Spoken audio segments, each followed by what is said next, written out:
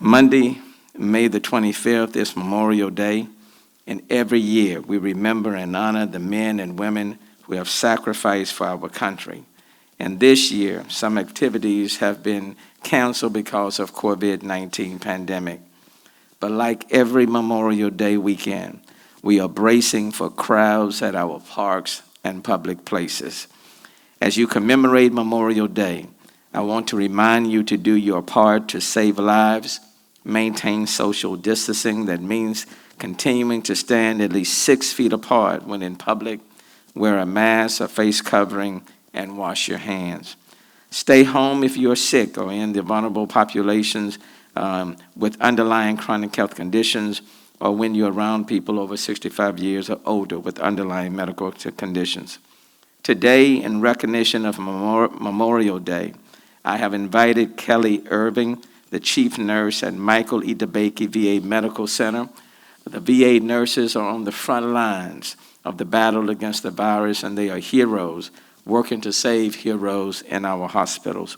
And let me invite Kelly Irving, the chief nurse at Michael E. DeBakey VA Medical Center. Kelly. Thank you, Mayor Turner, for the invitation here today for your press conference. As you stated, I am the chief nurse at Michael E. DeBakey VA Medical Center, located in the heart of the Texas Medical Center. As we celebrate this month was Nurses Month, and at the beginning of the year it was titled the Year of the Nurse. And what I will say to you as a nurse for a very, very, very long time, that my condolences go to you and to your family.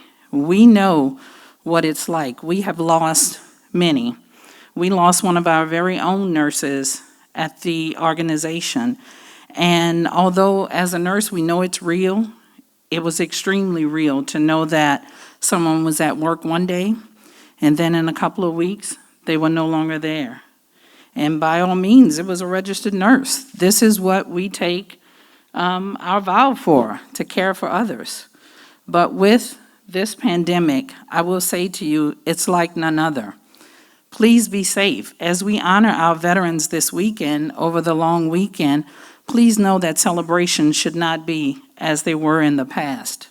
We really need you to physically distance yourself. We say 6 feet, but if you can do more, I encourage you to do more. We encourage you to wash your hands. Please wash your hands. That is one of the proven best defenses. If you don't have sanitizer, soap and water with a little vigorous rubbing will do for about 30 seconds. Clean all of your frequently touched surfaces and be mindful of your surroundings. At your gas stations, those areas where we know multiple people will touch pumps. And don't think that everyone is doing what you're doing. Go on and go the extra mile. Clean your vehicles, wipe your areas, social distance. And what do we mean by social distance? Staying away, but keeping in contact with people. We know that our veterans, many of them suffer with post-traumatic stress disorders. So to not have any contact with individuals really isn't healthy for them. So I'm here to say that our VA is open. We are open. We are not doing elective procedures, but we are there to provide urgent, emergent care to all of our veterans. Our 24/7 contact center is also open, and our crisis hotline is available. We want you to spread the word that we are here to take care of over 115,000 veterans as we do annually, but the care looks a little differently. We had moved a couple of years ago into the virtual world, the telehealth world. So many of our appointments now, the majority, as a matter of fact, are video contact or telephone.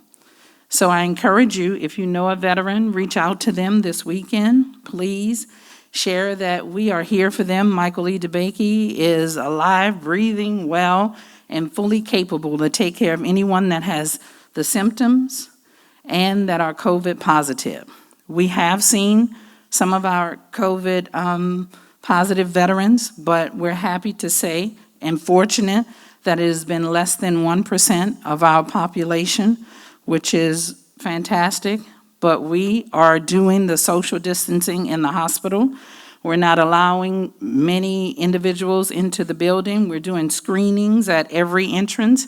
Every employee is screened, and that is to keep the veterans safe as well as the employees safe, because we need them safe and healthy to be able to provide the care. So I'll conclude with, we are here. If you should need us at any point in time, you pick up the phone and you can call our main line. We are available in here and ready to service. I do want to thank all of the veterans that are here and all of the healthcare workers and frontline employees, because you are truly our heroes.